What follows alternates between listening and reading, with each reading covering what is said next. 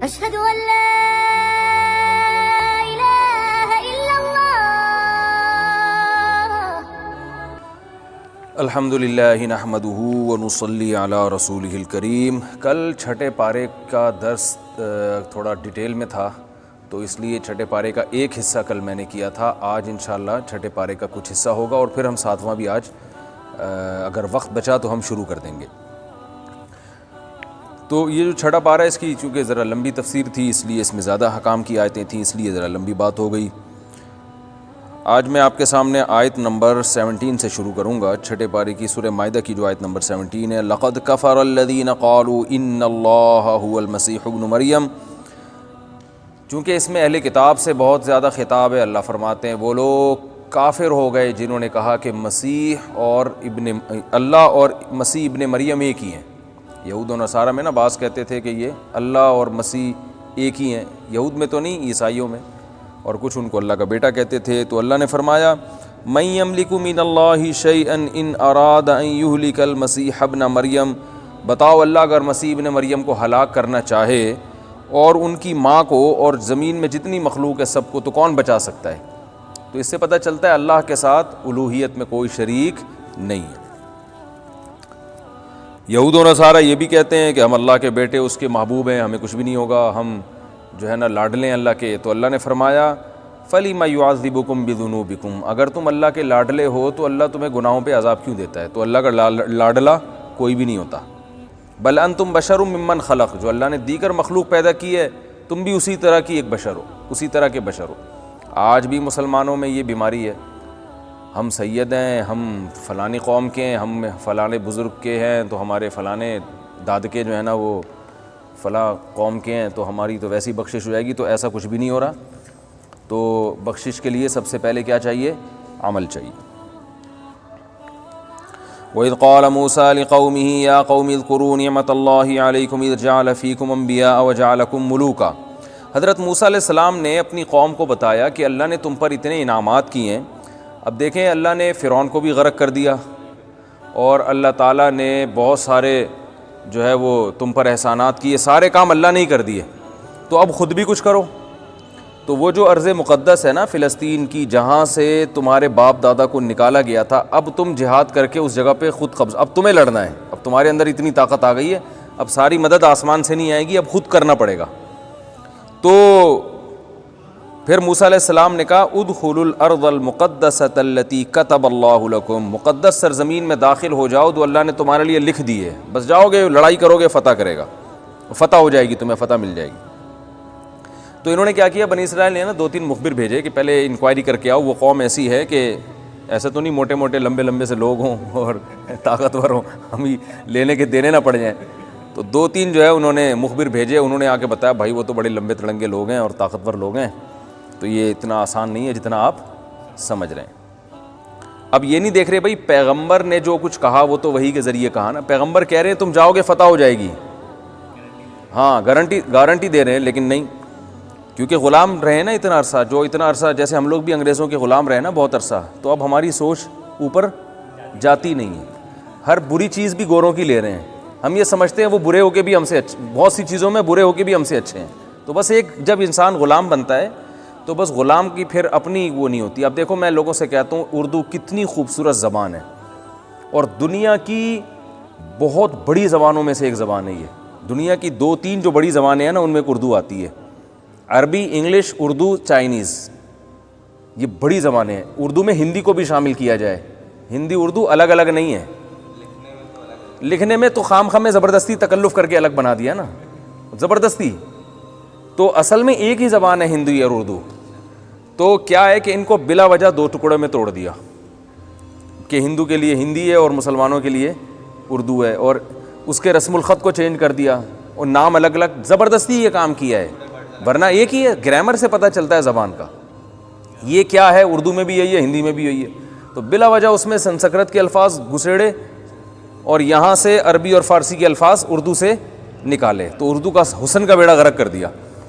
تو اتنی بڑی زبان ہے، اور آپ کو پتہ ہے گورے اس بات کا اعتراف کرتے ہیں جنہوں نے اردو سیکھی ہے کہ اردو ادب انگلش ادب سے کئی گنا زیادہ وزنی ہے۔ اردو میں جو بلاغت ہے اور اردو کی جو شاعری ہے میں بھی آسٹریلیا گیا تھا نا, تو وہاں گوروں کے مشاعرے بھی ہوتے ہیں, تھوڑے تھوڑے ہوتے ہیں. تو وہ ایک اردو شاعر وہاں گئے, انہوں نے مجھے بتایا کہ میں نے جب گوروں کے سامنے اردو میں شاعری کر کے ان کو مطلب بتایا نا, وہ پریشان ہو کے رہ گئے کہ یار کیا کیا استعارات ہیں اور کیا تشبیہات ہیں اور کیا تمثیلات ہیں. تو بہت پیاری شاعری ہے اردو کی, کیونکہ اس میں عربی اور فارسی آئی ہے, اور عربی اور فارسی خود ایک بڑی قدیم زبان ہے اور بہت اس میں بلاغت ہے. تو کتنی پیاری زبان کا کیسا بیڑا غرق کر دیا ہمارے حکمرانوں نے, ہے نا, کہ بیڑا ہی غرق کر دیا. بھائی آپ انگلش ضرور سیکھیں, بین الاقوامی زبان ہے, لیکن اپنی زبان سے رشتہ تو نہ ختم کریں نا. میڈیا کا بھی رول ہے, لیکن ظاہر ہے جس چیز کی گورنمنٹ کی حکومتی سطح پہ اگر, کیونکہ حکمران جتنے ہیں وہ سارے اکثر ان میں سے گوروں سے متاثر ہیں, اسی کلچر میں پلے بڑے ہیں, تو وہ تہذیب جانتے نہیں ہیں کہ تہذیب ہوتی کیا ہے, ہماری روایات کیا ہوتی ہیں. وہ ہر چیز میں انہی کو فالو کرتے کرتے اتنی خوبصورت زبان کا انہوں نے بیڑا ہی غرق کر دیا. اب آپ یہاں تک ہم غلام بن چکے ہیں. کل ایک جو ہے نا 2 نمبر مولانا صاحب کا تذکرہ ہو رہا تھا. وہ 2 نمبر مولانا صاحب کیا کرتے ہیں, انگلش کے الفاظ بہت استعمال کرتے ہیں, حالانکہ علم میں زیرو ہیں, لیکن صرف انگلش سے متاثر ہونے کی وجہ سے لوگ ان کو سمجھتے ہیں یہ بہت پہنچا ہوا عالم, اور رش دیکھو آپ ان کے پاس, آپ حیران ہو جاؤ گے. جبکہ 1 نمبر کا جھوٹے عالم ہے بھی نہیں, جھوٹے خواب سنا کے پیسے لینا لوگوں سے, بہت زیادہ محترم کی زبان میں جھوٹ ہے. لیکن کیا ہے, انگلش کے ٹرمز یاد کی ہوئی ہیں, انگلش فرفر بول لیتے ہیں, لوگ کہتے ہیں بھائی پڑھا لکھا آدمی ہے. یہ ہے غلامانہ سوچ, ٹھیک ہے نا. ایجوکیشن کا زبان سے کیا تعلق ہے؟ زبان ایک اچھی چیز ہے اگر آپ کو مختلف زبانیں آتی ہیں, لیکن جس فیلڈ میں آپ ماہر ہیں اس میں کسی زبان میں بھی ماہر ہوں تو آپ ماہر ہیں, اور اگر ماہر نہیں ہے تو آپ جو مرضی زبانیں بولتے پھریں, اس سے کچھ بھی نہیں ہوتا. ایک صاحب نے مجھے کہا یہ بہت بڑے عالم ہیں, ان کو 20 زبانیں آتی ہیں. میں نے کہا پھر یہ عالم تو ہو ہی نہیں سکتے. کہنے کیوں؟ میں نے کہا اس لیے کہ ان کی ساری زندگی تو زبانیں سیکھنے میں گزری ہے, علم حاصل کرنے میں کب ٹائم لگایا انہوں نے؟ ہیں بھائی, زبان سیکھنا آسان بات ہے؟ خود بتاؤ یار, ساری زندگی تو ان کی زبانیں سیکھنے میں لگ گئی, علم کب حاصل کیا ہوگا انہوں نے؟ تو جو کئی زبانوں میں ماہر ہوتا ہے وہ کسی ایک میں بھی علم میں پھر وہ پختہ نہیں ہوتا. آپ دیکھو نا, یہ انگلش لینگویج ٹیچر جو ہوتے ہیں, لینگویج میں ماہر ہوتے ہیں, ڈاکٹروں میں نے نہیں دیکھا بہت اچھی انگلش بول لیتے ہوں. وجہ کیا ہے کہ وہ علم کو فوکس کیا, انہوں نے میڈیکل سائنس کو فوکس کیا, وہ ٹرم جو اپنی ضرورت کی جو میڈیکل سائنس کی زبان ہے اس سے تو واقف ہیں, ویسے فرفر انگلش نہیں بولتے وہ. اور آپ لینگویج ٹیچر کو دیکھیں, اس کو نہ میڈیکل سائنس کا کچھ پتہ ہے نہ سائنس کا کچھ پتہ ہے, لیکن انگلش فرفر بول رہے ہوں گے وہ. تو ریسرچ کی جہاں تک بات آئے گی تو وہ زبان کے ماہر سے نہیں پوچھا جائے گا, وہ اس ریسرچ میں جو ماہر ہوگا اس سے پوچھا جائے گا, کہ چاہے وہ انگلش میں ہو, چاہے وہ اردو میں ہو, چاہے وہ پنجابی میں ہو, چاہے وہ پشتو میں ہو, چاہے وہ عربی میں ہو. تو یہ بھی غلام قوم کا ایک, جب ہمارے دماغوں میں نا ایک وہ بیٹھ چکا ہے کہ اردو جیسی خوبصورت زبان جس کی خوبصورتی کا غیر اعتراف کرتے ہیں, اس کا بیڑا غرق کر دیا. کیسی پیاری زبان ہے, آپ جناب سے بات ہوتی ہے, صحیح ہے نا, آئیے بیٹھیے, میں اکثر اس کی مثالیں دیتا ہوں, دفع ہو جائیے, ٹھیک ہے نا, یہ بڑا پیارا لفظ ہے, ٹھیک ہے نا. تو بہرحال کیونکہ ابھی درس قرآن ہے, اردو کی فضیلت بیان کرنے کے لیے نہیں میں بیٹھا, میں صرف یہ بتانے کے لیے کہ جب انسان کی سوچ میں غلامانہ سوچ آتی ہے نا, تو وہ غیر کی ہر بری چیز کو بھی اچھا سمجھتا ہے اور اپنی اچھائی کو بھی برا سمجھتا ہے. ہم پورے ڈریس پہنتے ہیں نا, یہ تہذیب کی بات ہے نا, لیکن آپ جب غلامانہ سوچو گی تو پوری ڈریسنگ کو آپ دقیانوسی سمجھو گے, اور ڈریس جتنا چھوٹا ہوتا چلا جائے گا اس کو آپ کیا سمجھو گے؟ ترقی. یہ الٹی کہانی ہے, ٹھیک ہے نا. تو یہی ہو رہا ہے. تو کیونکہ بنی اسرائیل بہت عرصے سے غلام رہے تھے, غلامانہ سوچ کی وجہ سے اب ان میں حکومت کرنے کا جذبہ کہ ہمارے پاس گورنمنٹ ہمارے ہاتھ میں ہونی چاہیے, ہم دنیا میں پالیسیاں بنائیں, نہ اب یہ سوچ ہی ختم ہو گئی. ان کو وہی جو ہے نا بس وہ یس سر اور جی سر والا, جیسے میں کہتا ہوں جو آدمی ملازمت کرتا ہے نا ساری زندگی, تو بیچارہ یس سر نو سر میں ہی لگا رہتا ہے, نو سر بھی نہیں, جو یس سر میں ہی لگا رہتا ہے وہ. اس لیے اسلام نے بزنس کو پسند کیا ہے, تجارت کو پسند کیا ہے, کہ تجارت کرو اور تجارت کو فوکس کرو. ملازمت مجبوری میں ہے, اصل اسلام کا حکم کیا ہے؟ تجارت. اس کی فضیلت پر میرے مستقل بیانات ہیں, اور IBA یونیورسٹی میں نے ایک بیان کیا تھا. ہاں, میں نے ان کو بتایا کہ بزنس, اور میں نے ان کو یہ بھی بتایا کہ بزنس پڑھنے سے کبھی بزنس نہیں آتا. جتنے لوگ بزنس پڑھتے ہیں وہ بزنس کے علاوہ دنیا کا ہر کام کر لیتے ہیں, ٹھیک ہے نا. بزنس کرنے سے آتا ہے, پڑھنے سے نہیں. یہ آلو پیاز ٹماٹر والے جو ہیں, یہ کیا بزنس پڑھا ہوا ہے انہوں نے؟ اور آپ دیکھو پیاز ٹماٹر والوں کو میں نے کروڑ پتی دیکھا ہے, وہ ٹماٹر بیچ بیچ کے ارب پتی بن جاتے ہیں, کروڑ پتی بن جاتے ہیں, ایکسپورٹ شروع کر دیتے ہیں. تو اس لیے بزنس میں پڑھنے کو فوکس کرنے کے بجائے کرنے کو فوکس کرنا چاہیے. خیر موسیٰ علیہ الصلاۃ والسلام نے اپنی قوم سے کہا خود بھی کچھ ہمت کرو, سارے کام اللہ نے نہیں کرنے, کچھ بھی تو بسم اللہ کرو, جاؤ جہاد کرو. تو انہوں نے 2-3 مخبر بھیجے, انہوں نے کہا یار رپورٹ صحیح نہیں ہے. رپورٹ کیا ہے؟ صحیح نہیں ہے. یہ کوئی چھوٹے چھوٹے چائنیز جیسے پدے پدے سے ہوتے تو ہم لڑ لیتے, یہ تو بڑے پاورفل لوگ ہیں. تو یا موسیٰ ان فیہا قوما جبارین, بڑے پاورفل لوگ ہیں. وَإِنَّا لَن نَدْخُلَهَا حَتَّى يَخْرُجُوا مِنْهَا, ہم اس وقت تک نہیں جائیں گے جب تک یہ وہاں سے نکل نہیں جاتے. اگر یہ وہاں سے خود بھاگ جائیں تو پھر آپ بتائیں بس ہم اس شہر پہ کیا کریں گے؟ قبضہ کریں گے. پھر اگر ہم جہاد نہ کریں تو پھر آپ ہمیں بولیں. کیسے نالائق ہیں. اور فَإِن يَخْرُجُوا مِنْهَا فَإِنَّا دَاخِلُونَ, اگر وہ نکل لیں تو ہم چلے جائیں گے. جب یہ بات سنی تو ظاہر ہے ہر قوم میں برے لوگوں میں کچھ اچھے بھی ہوتے ہیں. تو اللہ فرماتے ہیں قال رجلان من الذین یخافون انعم اللہ علیہما, 2 مردوں نے کہا جو اللہ کا خوف بھی دل میں رکھتے تھے, اللہ نے ان پر انعام کیا تھا. ظاہر اللہ کا انعام تھا تو نیک لوگوں میں تھے. انہوں نے کہا ادخلوا علیہم الباب, جاؤ شہر کے دروازے میں داخل ہو. یہ کتنے مبارک لوگ تھے, ان کو خود بھی پتہ نہیں تھا کہ ہمارا ذکر اللہ اپنی آخری کتاب میں کرے گا. ان کو خود بھی معلوم نہیں تھا. تو پتہ چلا قوم جب ایک طرف جا رہی ہو پھر حق بات کہنا اللہ کی نظر میں اس کی بہت فضیلت ہے. تو انہوں نے کہا فَإِذَا دَخَلْتُمُوهُ, تم جب اس دروازے میں داخل ہو جاؤ گے, فَإِنَّكُمْ غَالِبُونَ, تم غالب آ جاؤ گے. اللہ جب وعدہ کر رہا ہے وَعَلَى اللَّهِ فَتَوَكَّلُوا إِن كُنتُم مُؤْمِنِينَ, اللہ پہ اعتماد کرو اگر تم مومن ہو. قالوا یا موسیٰ, یہ تقریر سن کے بھی وہ کہنے لگے اے موسیٰ اِنَّا لَن نَدْخُلَهَا أَبَدًا, ہم ہرگز نہیں جائیں گے وہاں پہ, مَا دَامُوا فِيهَا, جب تک وہ مستنڈے وہاں موجود ہیں. یہ مسٹنڈے یہاں نہیں لکھا ہوا, میں کہہ رہا ہوں کہ وہ اتنے لمبے تڑنگے تھے, جب تک وہ وہاں موجود ہیں ہم وہاں داخل نہیں ہوں گے. فَاذْهَبْ أَنْتَ وَرَبُّكَ, آپ جائیں آپ کا رب جائیں, فَقَاتِلَا, دونوں مل کے لڑیں. کیسے نالائق, دیکھو پیغمبروں کو کیسا ستا رہے ہیں اپنے. اور اللہ موسیٰ علیہ السلام کا ظرف تھا, فَقَاتِلَا, آپ دونوں لڑیں, إِنَّا هَاهُنَا قَاعِدُونَ, ہم یہیں بیٹھے ہوئے ہیں.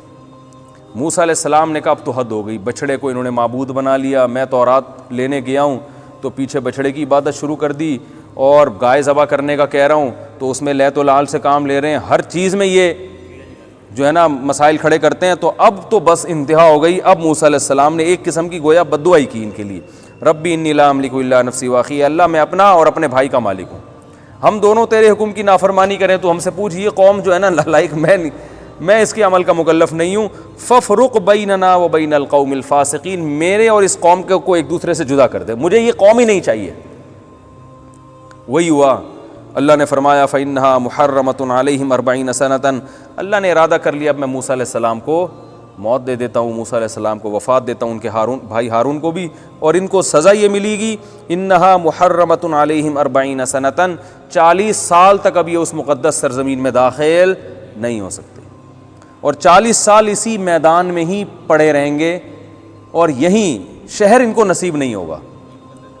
یہ مقدس زمین بیت المقدس فلسطین, اصل میں یعقوب علیہ السلام وہاں سے ہجرت کر کے مصر گئے تھے نا, تو بنی اسرائیل کو لے گئے تھے. یوسف علیہ السلام کی جب بادشاہت ہوئی تو یہ وہیں رہ گئے تھے.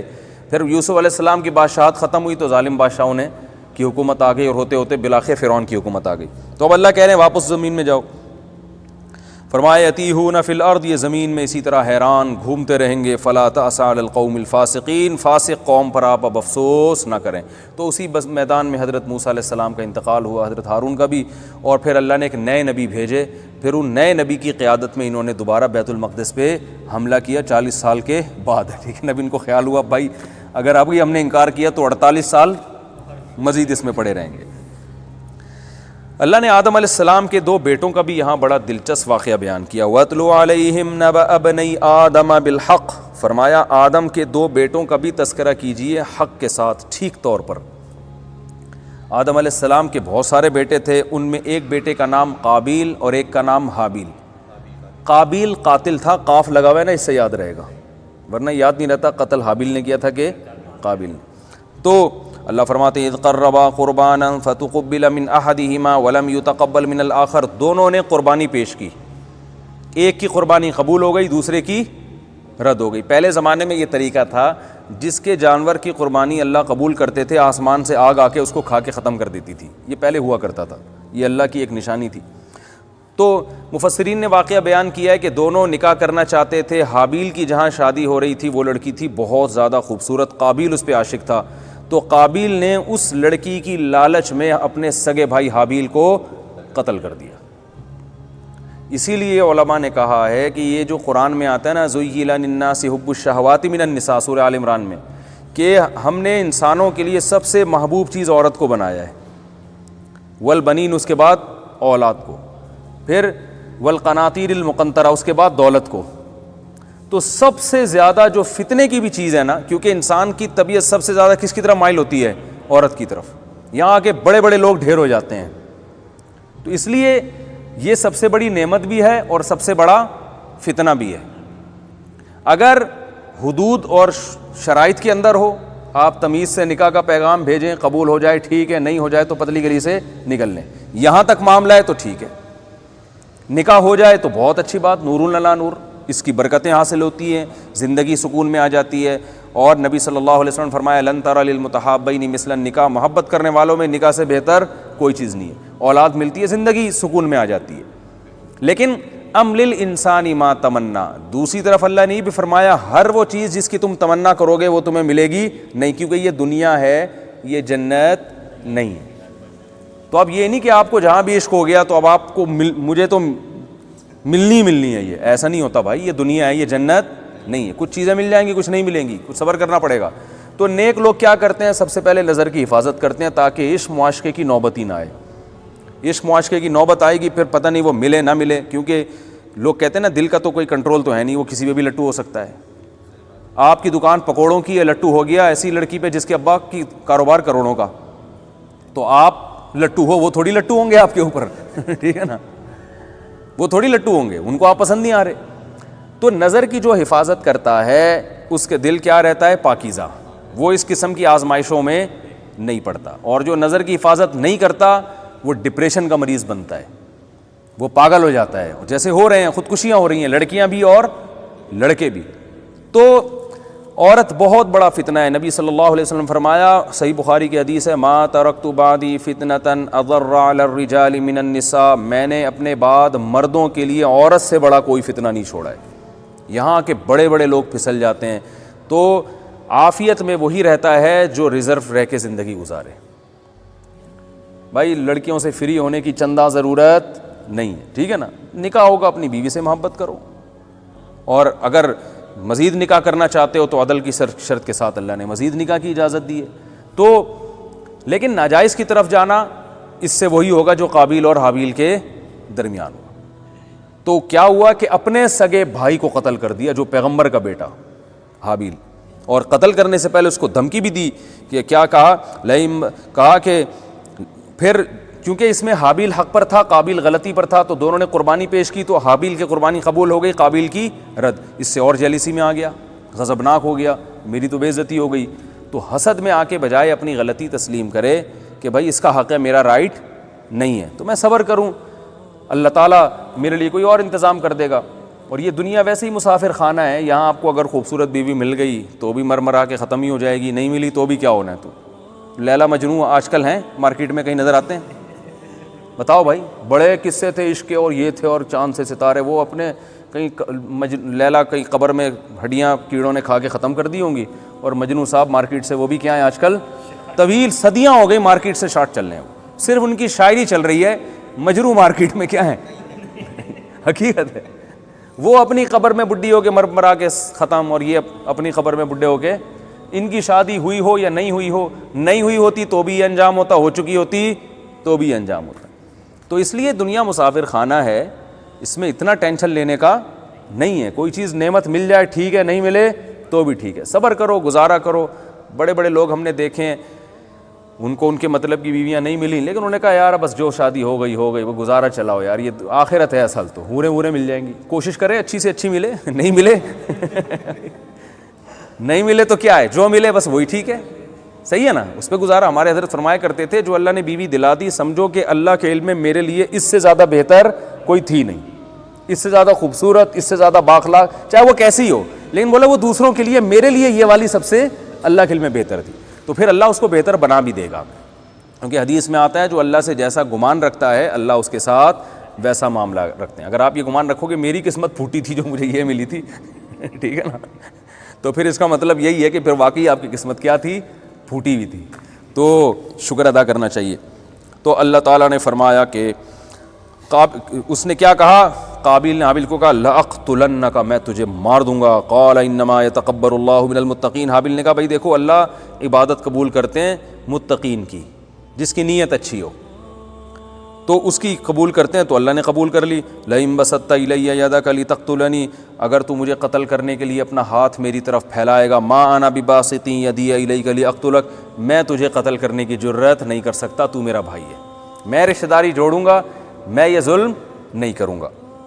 انی اخاف اللہ رب العالمین, میں اللہ جو رب العالمین ہے اس سے ڈرتا ہوں.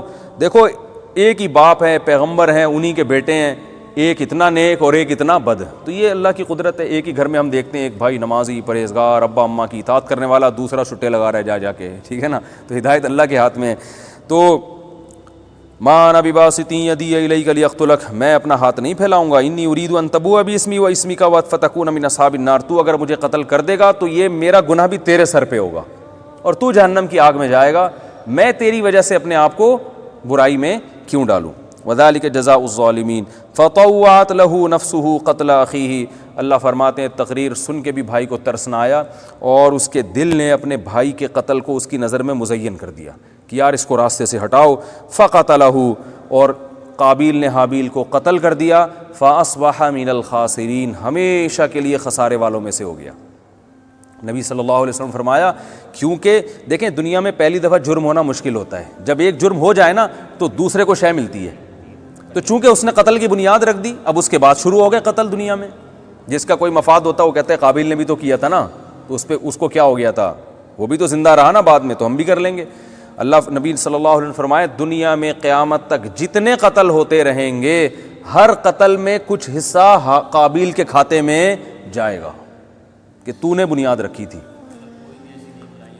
کوئی بھی نئی برائی ہو جو آپ نے معاشرے میں اس لوگوں کو ڈالا تو اب قیامت تک آپ کا کھاتا کھل گیا. اور نیکی کا بھی یہی ہے, کوئی بھی آپ نے نیکی کی تو قیامت تک آپ کا کھاتا کھل گیا نیکی. فبعث اللہ غرابا یبحث فی الارض لیریہ کیف یواری سوءۃ اخیہ, کیونکہ اس سے پہلے زمین پر کوئی موت ہوئی نہیں تھی, اب پریشان تھا اس کی لاش کا میں کیا کروں. تو اللہ نے کوے کو بھیجا, وہ کیا کر رہا تھا, زمین کھود کے اپنے دوسرے کوے کو زمین میں چھپا رہا تھا. اس نے کہا ہائے یہ کوا مجھ سے زیادہ عقل مند نکلا, تو میں بھی یہ کرتا ہوں.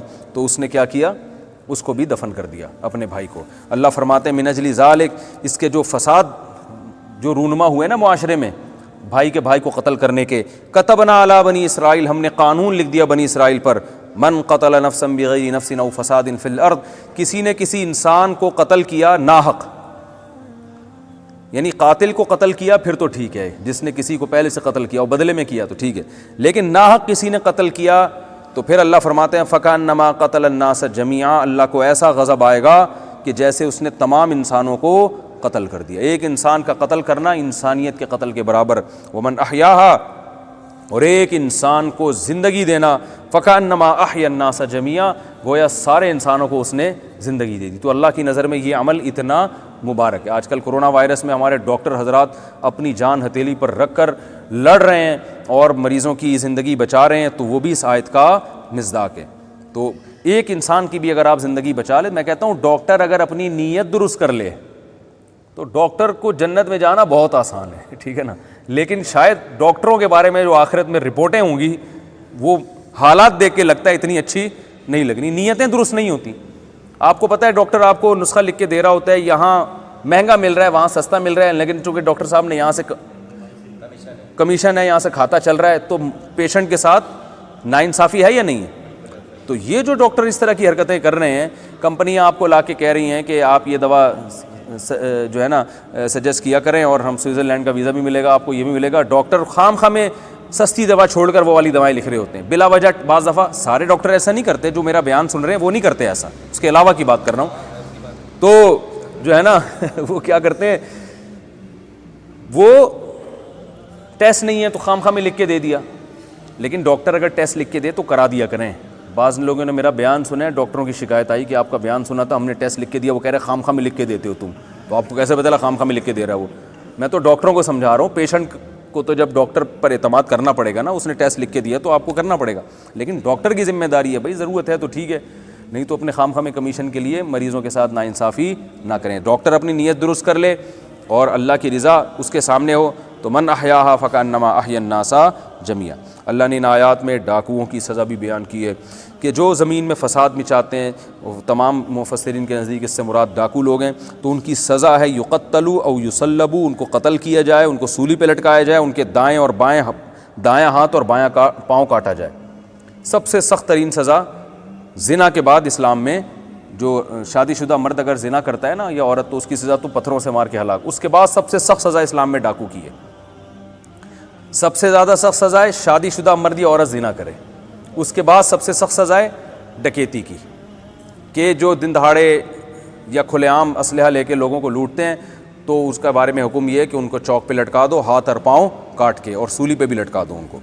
سولی کا مطلب ان کے سینے پہ خنجر مار کے گھمایا جائے گا, یعنی اذیت ناک موت ان کو دی جائے گی. یہ ہمارے ملک میں سزا نافذ ہو جائے تو آپ کو پتہ ہے کہ سزا نافذ کرنے والے سب سے پہلے, یعنی یہ ڈر ہوتا ہے کہ وہی نہ کہیں لٹکے ہوئے ہوں, اس لیے نہ چور کا ہاتھ کاٹنے کا قانون نافذ ہوتا ہے اور نہ ڈاکوؤں کی سزا ہوتی ہے. تو اس لیے معاملہ ایسے ہی چل رہا ہے. سارے ایسے نہیں ہوتے, اچھے لوگ بھی ہوتے ہیں. بہرحال والسارق, کوئی سیاستدان کا فون نہ آ جائے نا کہ آپ نے مجھے کہا, تو میں کہہ دوں گا بھائی میں نے کہا ہے کہ کچھ اچھے بھی ہوتے ہیں, تو آپ ان اچھوں میں داخل ہیں. اللہ نے فرمایا والسارق والسارقۃ فاقطعوا ایدیہما جزاء بما کسبا نکالا من اللہ, چوری کرنے والا مرد اور چوری کرنے والی عورت کے بھی کا ہاتھ کاٹ ڈالو. یہ ایک ایسی سزا ہے جو غیر مسلموں کو سمجھ میں نہیں آتی کہ یار ایک آدمی نے چوری کی ہے, پیسے چرائے ہیں نا, 5,000 چرا لیے, 10,000, ہاتھ کروڑوں روپے کا, آپ اس کا ہاتھ کاٹ رہے ہو. تو یہ ان کی سمجھ میں نہیں آتا. تو اللہ کا قانون ہے, سمجھ میں آئے نہ آئے فالو کرنا. ہے ہاتھ بنایا کس نے بھائی؟ اللہ نے بنایا. تو دیکھیں کچھ حکمتیں ایسی ہوتی ہیں جو اول نظر میں سمجھ میں نہیں آتی. چوری کرنے والے کے اس جرم کو دیکھا جا رہا ہوتا ہے, اس نے 20,000 روپے چرائے اور ہاتھ کروڑوں کا کٹ رہا ہے. اللہ یہ دیکھتے ہیں کہ جو 20,000 چرا رہا ہے نا, چوری ایک ایسی چیز ہے انتہائی سہولت کے ساتھ آپ کو بہت کچھ حاصل ہو جاتا ہے, اور جس گناہ میں سہولت کے ساتھ چسکے بہت زیادہ ہوں وہ گناہ آسانی سے چھوٹتا نہیں ہے. وہ گناہ اتنی آسانی سے نہیں چھوٹتا, اس میں انسان توبہ کر کے پھر دوبارہ کرتا ہے, کیونکہ سہولت بہت ہے اور پروفٹ. بھیک مانگنے والا سارا دن بیٹھ کے گھماتا رہے گا, دے دو دے دو, کیا 50 روپے 100 روپے ملیں گے اس کو. چوری کرنے والا کیا کرتا ہے, آپ کی پینٹ میں ہاتھ ڈالا, نکالا اپنی پینٹ میں, گھر جا کے بس گننے کی ٹینشن ہے کہ کتنے آئے, چھکا کتنے کا لگا, اتنے کا لگا, پھر باہر نکلا. کیونکہ چوری کے مواقع انسان کے پاس اتنے زیادہ ہوتے ہیں کہ اس کو 100% کنٹرول کرنا ممکن نہیں ہے. تو اس لیے اسلام نے حکم دیا. دیکھیں ہم ظاہر کے مکلف ہیں نا, 100 میں ایسے لوگ بھی ہوتے ہیں جو پکی توبہ کر لیں, لیکن اسلام نے کیا کہ قانون اکثریت کو دیکھ کے بنایا جاتا ہے, 2-4 کو دیکھ کے نہیں بنایا جاتا. تو اللہ نے حکم دیا کہ بھائی یہ جس نے یہ کام کیا ہے نا, گواہوں سے ثابت ہو جائے تو اس کا ہاتھ کیا کر دو, کاٹ دو. جیسے ڈاکو اگر بندوق سے موبائل چھینتے ہوئے پکڑا جائے, موبائل 1 لاکھ کا ہے, اور ڈاکو جو انسان ہے وہ تو کروڑوں روپے کا ہے, لیکن اللہ نے حکم دیا اس کو چوک پہ لٹکا کے مار دو.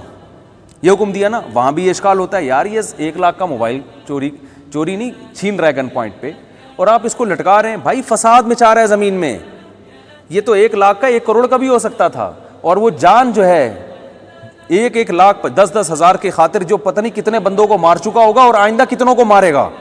تو آپ یہ نہیں دیکھیں کہ کتنی ویلیو کی چیز خرید رہا ہے, یہ دیکھیں زمین میں اس کی وجہ سے فساد کتنا ہو رہا ہے, اس لیے اس کو مارو, قتل کرو اس کو. آپ نہ کریں, گورنمنٹ کرے گی. تو اس لیے حکومت ہے, اور حکومت کو یہاں معاف کرنے کی اجازت نہیں رکھی اسلام نے, کیونکہ یہ حد ہے, یہ اللہ کا قانون ہے. گورنمنٹ اس ڈاکو کو معاف نہیں کر سکتی, اسلام میں جائز نہیں ہے کہ آپ معاف کر دیں. اللہ کہے گا تم کون ہوتے ہو, تم تو میرے قانون کو نافذ کرنے والے ہو. تو یہ میرے مجرم ہے, ریاست کا مجرم نہیں ہے, یہ اللہ کا مجرم ہے, کیونکہ یہ مخلوق اللہ کی ہے, ریاست بعد میں, اللہ پہلے. یہ مخلوق اللہ کی ہے جن کو یہ لوٹ رہا تھا. تو اس لیے اللہ نے کہا حکومت کو اختیار نہیں ہے, اس کو مارا جائے گا, قتل کیا جائے گا. ہاں جو گرفتاری سے پہلے توبہ کر لے تو پھر اس کی توبہ قبول ہے. تو اسی طرح چور کے بارے میں بھی اللہ چونکہ زیادہ جانتے ہیں انسانوں کے حالات کو, چور بڑے آرام سے لوگوں کے لاکھوں روپے کا نقصان کرتا ہے, اور خفیہ طریقے سے چوری کرتا ہے, پتہ بھی نہیں چلتا کہ کہ کس نے کیا ہے، رقمیں ضائع ہو رہی ہیں، آج یہاں سے، آج وہاں سے، آج وہاں سے. اللہ نے کہا اس کمبخت کا ہاتھ کاٹو. ہاتھ کاٹنے کا دو فائدے ہوں گے، ایک تو یہ کہ جس ہاتھ سے چوری کرتا تھا چوری کے لائق وہ ہاتھ اب بچے گا نہیں، دوسرا یہ کہ ایک علامت ہوگی ساری دنیا کے سامنے. اس سے محتاط رہو، اس سے کیا رہو، یہ ایک سائن ہوگا کہ ہاتھ کٹ چکا ہے اس کا. کیونکہ اب کیا ہے کہ کیونکہ اللہ لوگوں کی جان اور مال کی حفاظت کرنا چاہتے ہیں نا. اب سوال پیدا ہوتا ہے اللہ تو غفور الرحیم ہے تو بھائی اللہ غفور الرحیم ہے تو اللہ رحیم ان مخلوق کے لیے بھی تو ہے نا جن کی جیبیں کٹ رہی ہیں، ان پر رحمت کا تقاضا یہ کہ اس کمبخت کا ہاتھ کٹے، ٹھیک ہے نا، تاکہ ان کی جان اور مال محفوظ ہو. اس پر رحمت کا تقاضا یہ کہ اگر تم توبہ کر لیتے ہو آخرت میں کوئی مواخذہ نہیں ہوگا. تو آخرت میں اللہ نہیں پکڑے گا اس کو اگر یہ توبہ کر لیتا ہے، لیکن دنیا میں ہاتھ کٹے گا. بھائی سمجھ میں آ رہی ہے بات؟ کیونکہ دنیا پہ دنیا کے قانون نافذ، دنیا میں ہم نہیں دیکھ سکتے کہ یہ دل سے توبہ کی ہے یا اوپر سے توبہ کی ہے، اور اگر دل سے کی ہے تو یہ توبہ پر قائم رہے گا کہ بھی نہیں رہے گا. مجھے ایک صاحب نے کہا کہ ہمارے ایک ملازم ہے 3-4 دفعہ چوری کرتے ہوئے پکڑا گیا ہے. جب بھی پکڑا جاتا ہے کہہ رہا ہے میں سچی توبہ میں نے کر لی ہے، اور وہ پھر مجھے قرآن کی آیتیں بھی سناتا ہے جو سچی توبہ کر لیتے ہیں اللہ ان کے گناہ معاف کر دیتا ہے. میں نے کہا بے شک اللہ گناہ معاف کرتا ہے، لیکن سچی کی ہے یا نہیں کی ہے یہ اللہ کو پتہ ہے، آپ کو نہیں پتہ. دوسری بات، سچی کی بھی ہو تو اس توبہ پر قائم رہے گا کہ نہیں رہے گا یہ بھی اللہ کو پتہ ہے، آپ کو نہیں پتہ. تو آپ اس سے کہیں یا تو اللہ کی طرف سے کوئی پرچہ لا کے مجھے دکھا دو کہ جب تم نے توبہ کی تھی تو واقعی سچی مچی کی تھی، تو اللہ کی طرف سے اگر کوئی ایسی وہ تحریر مل جاتی ہے تو میں معاف کر دوں گا، اور نہیں ملتی تو آپ جاب سے کک آؤٹ. پتلی گلی سے یہاں سے کیا کرو، نکلو. یہ ایک کمپنی ہے، یہ فری پھوکٹ کے یہاں چیزیں نہیں پڑی ہوئی کہ جو جائے جو چیز اٹھا کے اپنے ماموں کے گھر لے جائے. لیپ ٹاپ ماموں کے گھر جا رہا ہے اور وہ چاچو کے گھر جا رہا ہے، اور جناب وہ موبائل پپو کے گھر لے گئے تھے اور باس کا جو ہے وہ پیسے پڑے ہوئے تھے تو وہ اٹھا کے صدقے میں ڈال دے. پتہ نہیں کیا کیا چل رہا ہوتا ہے نا. تو اس لیے اسلام نے لوگوں کے جان اور مال کی حفاظت کے لیے قانون بنایا کہ بھائی ڈاکو پکڑا جائے اڑا دو، کوئی پتھر سے نہ مرے میرے دیوانے کو، بم کا زمانہ ہے اڑا دو سالے کو. ٹھیک ہے نا. پرانے زمانے میں لیلا کہتی تھی نا کہ میرا دیوانہ ہے، اب لوگ اس کو پتھر سے مار رہے ہو، تو وہ پرانے زمانے کی لیلا تھی، اس کو حالات کا ادراک نہیں تھا. آج کے زمانے کی لیلا کہتی ہے بھائی یہ مجھے بلا وجہ تنگ کر رہا ہے تو صحیح نا، پتھر سے مارنے کی ضرورت نہیں ہے، یا تو میری شادی کرا دو، ورنہ خام خواہ کی ٹینشن ہے بلا وجہ کی، کوئی پتھر سے نہ مارے میرے دیوانے کو، بم کا زمانہ ہے اڑا دو سالے کو. آج کل ٹائم نہیں ہے. تو کہہ رہے ہیں صحیح بات ہے، ٹھیک ہے نا. تو اس لیے اللہ نے حکومت کے ذمہ لگایا کہ بھائی ڈاکو کو بھی قتل کیا جائے اور اس میں معاف کرنے کی اجازت نہیں ہے، اور چور کا ہاتھ کاٹا جائے. تو یہ اسلام کی غیرت ہے کہ وہ لوگوں کے مال اور جان کی حفاظت کرتا ہے. جہاں یہ قانون نہیں ہے وہاں چوریاں ہوتی ہیں. ابھی میں تھا نا، میں ملک کا نام نہیں بتاؤں گا، گوروں ہی کے کسی ملک تھا. یہ لاک ڈاؤن کی وجہ سے جب تھوڑی سی غذائی قلت میں وہ ہے نا، دھڑا دھڑ چوریاں شروع ہوئیں. 100 سال سے وہ اپنی قوم کی ٹریننگ کر رہے ہیں، ایٹیٹیوڈ اور چوری اور وہ بھائی پیٹ اتنے بھرے ہوئے ہیں ان کو چوری کی ضرورت نہیں ہے. مسائل پیدا ہوں تو ہم کچھ بھی نہیں ہیں. اور میں پاکستانیوں کو دیکھ رہا ہوں کہ لاک ڈاؤن میں جہاں لوگ پیسہ جمع کر رہے ہیں، پاکستانی صدقات و خیرات میں پیسہ بھیج رہے ہیں کہ یار یہ اتنے پیسے فلاں کو کھلا دو. میں کہتا ہوں یار ہم تو دنیا کو دیکھ رہے ہیں، سب اپنا جو پیسہ تھا وہ جمع کر رہے ہیں، اور دیکھو یہ ہمارے عرب لوگ اور پاکستانی اور مسلمان لوگ تلاش کر رہے ہیں غریبوں کو لاک ڈاؤن میں کہ یار کوئی جو مالدار لوگ ہیں. تو یہ صفت اللہ نے ہمیں عطا فرمائی ہے، ٹھیک ہے نا. تو اتنے برے بھی نہیں ہیں ہم جتنا لوگ ہمیں برا کہتے ہیں، ایسا نہیں ہے. تو جب آزمائش آتی ہے نا، پیٹ خالی ہوتا ہے پھر پتہ ہوتا ہے کس کے اخلاق کیسے ہیں. ابھی تو پیٹ بھرے ہوئے ہیں ان سب کے، اتنی معاشی ترقی ہے، ان کو کیا ضرورت ہے. اب ایک آپ بتاؤ، ایک آدمی لینڈ کروزر میں گھومتا ہے مزے سے چپل چوری کرے گا؟ اب وہ چپل چوری کرنے والے وغیرہ ہوئے چور کہیں کا. تو بھائی تو جو بہن کی وراثت کھا کے بیٹھا ہوا ہے جس کی وجہ سے تو نے لینڈ کروزر خریدی ہے ٹھیک ہے نا، تو یہ کون سا تجھے جو ہے نا تو نے اپنے پیسوں سے خریدی ہے، تو نے وراثت دی نہیں ابھی تک، تو بڑا چور ہے. لیکن پکڑا کون جائے گا؟ چپل چوری کرنے والا.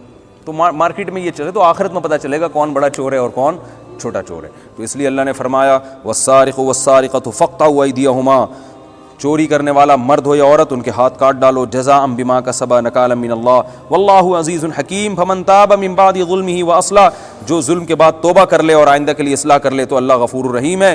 تو یعنی آخرت میں اس سے مواخذہ نہیں ہوگا. اور یہ بھی ہے کہ جب کسی پر ایک دفعہ حد جاری ہو جائے، سزا مل جائے، تو پھر اس کو تانا دینا جائز نہیں. اب ہاتھ کٹا ہوا ہے تو آپ تانا نہیں دے سکتے ابے تو چوری کر کے تیرا ہاتھ کٹا ہے، یہ پھر ظلم ہے. اس میں حدیث میں آتا ہے اگر تم اس کی مصیبت پہ خوش ہوگے اس بات کا امکان ہے کہ اللہ اسے بری کر دے اور تمہیں اس مصیبت میں مبتلا کر دے، تو اس کی اجازت نہیں ہے۔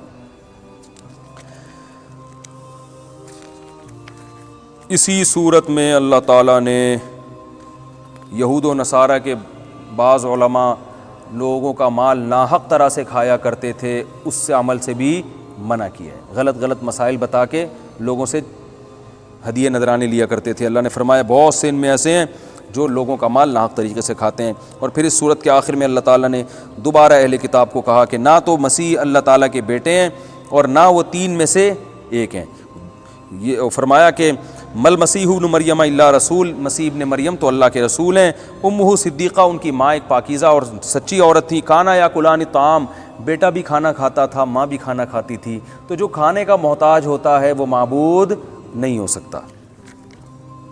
پھر اللہ نے آخر میں اہل کتاب کو کہا لا تغلوا فی دینکم غیر الحق، اے ایمان والو، اے اہل کتاب، تم لوگ دین میں غلو اور زیادتی مت کرو، حضرت عیسیٰ کی حیثیت کو ان کی حیثیت سے زیادہ مت بڑھاؤ۔ آج ہماری امت میں بھی ایسا ہوتا ہے، بعض لوگوں نے آپ صلی اللہ علیہ وسلم کی حیثیت کو اللہ کے برابر لانے کی کوشش کی، قریب تو پہنچا دیا ہے۔